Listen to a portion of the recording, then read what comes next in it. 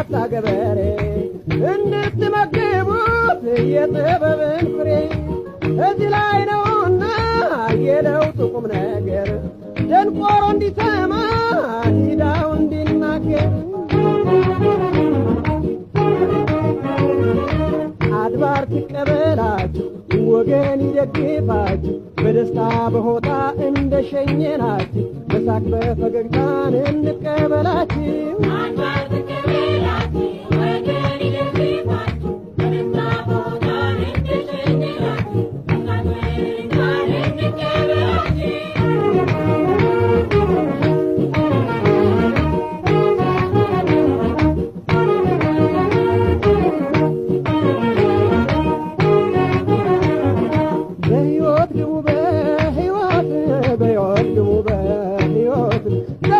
ምትሄዱ ለርገት በህብረት